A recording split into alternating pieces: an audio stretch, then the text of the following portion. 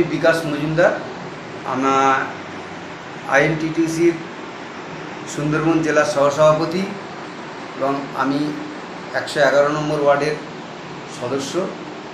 যেখানে আপনারা বসে আছেন এখানকার সদস্য আমি। মাতলা 2 অঞ্চল।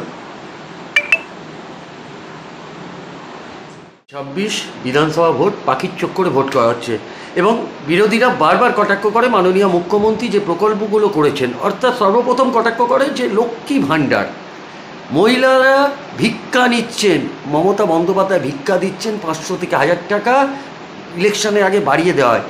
ঠিক অপরদিকে শোনা যাচ্ছে বিজেপির গলাতে আমরা ক্ষমতা এলে 2026-এ 3000 টাকা লক্ষ্মী ভাণ্ডার করে দেবো। কী মনে করছেন আজকে? দেখুন, লক্ষ্মীর ভাণ্ডারটা যখন চালু করেছিল, কি কারণে চালু করছে সেটা আগে জানতে হবে। যে সাধারণ মানুষের হাতে যদি পয়সা আসে তাহলে কিন্তু এই যে আমরা বাজারঘাটে যে মানে প্রত্যেকটা দোকানদার থেকে শুরু করে একটা ফুটপাতে যে ব্যবসায়ী, আনাজ ব্যবসায়ী থেকে শুরু করে, যে লক্ষ্মীর ভাণ্ডারের টাকা যদি 500 হোক 1000 হোক, সেটা যদি একটা মহিলার অ্যাকাউন্টে ঢোকে সেটা কিন্তু তার সম্পূর্ণ সংসারের কাজে লাগে।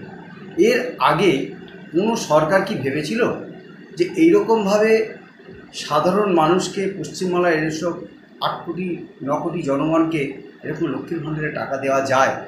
এটা কি কারুর মাথায় এসেছিল? কোনো রাজনৈতিক নেতা করেছিল?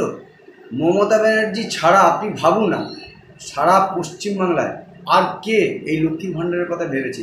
আজকে যদি সেই কথাই বলে যে 1000 থেকে 1200 টাকা যে ভিক্ষার কথা বলছে, তাহলে উনি যে 3000 টাকার প্রলোভন দেখাচ্ছে সেটা কি ভিক্ষা নয়? সেটাও আমাদের পশ্চিমবাংলাবাসীর কাছে এই প্রশ্নটাও থাকবে।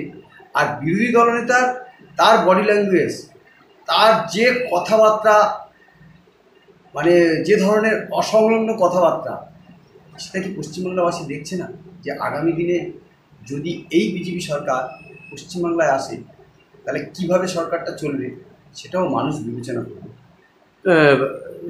আপনার দলের নেতা অর্থাৎ মন্ত্রী অখিল গিরি রাষ্ট্রপতি দ্রৌপদী মুর্মুকে যখন একটা কটু কথা বলেছিল, দলের রোষের মুখে পড়তে হয়েছিল এবং তার মন্ত্রিত্ব পর্যন্ত চলে গেছে।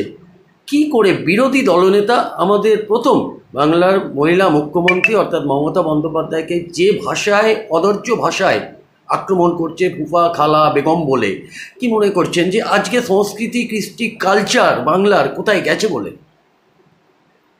বাংলার সংস্কৃতি কালচার যদি অন্য রাজ্যে আমাদেরকে শেখাতে হয় তাহলে আমাদের কিছু বলার নেই।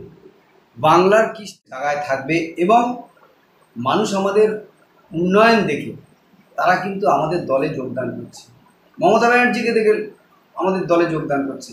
আপনি আমাদের এখানে দেখুন না, ক্যানিংয়ে পরেশ দাসের নেতৃত্বে এই যেভাবে স্টেডিয়াম, যেভাবে ইন্টিগ্রেটেড স্কুল, যেভাবে ঝাঁচকচকে বাস স্ট্যান্ড, রাস্তাঘাট, আপনি মাতৃমা হসপিটাল এবং হসপিটালে চলে যান, সেখানে যেভাবে উন্নয়ন করেছে এই পরেশ দাসের নেতৃত্বে ক্যানিং পশ্চিমে, আপনারা ভাবতে পারবেন না। তার মানে আপনারা ভাবুন, আজকে যদি একটা আমাদের ক্যানিং পশ্চিমের এমএলএ পরেশরাম দাস যদি এই উন্নয়নটা করতে পারে, তাহলে পশ্চিমবাংলার আমাদের যে 213খানা এমএলএ আছে তাদের সারা পশ্চিমবাংলা কেমন উন্নয়ন হচ্ছে। এবং আপনারা আজকে ট্রেনে করে এসেছেন, আপনারা ক্যানিংয়ে যখন নেমেছেন আপনারা দেখেছেন ঝা চকচকে ক্যানিং। আজকে কিন্তু মানুষ উন্নয়ন দেখে দেবে। মানুষ কিন্তু হিন্দু মুসলমানকে দেখে ভোট দেবে না, মানুষ কিন্তু দেবে উন্নয়ন দেখে। এবং আমরা কি কাজ করছি, তৃণমূল কংগ্রেস কি কাজ করছে, মমতা ব্যানার্জি কি কাজ করছে, সেটার উপর ভিত্তি করেই কিন্তু 2026-এ ভোটটা হবে।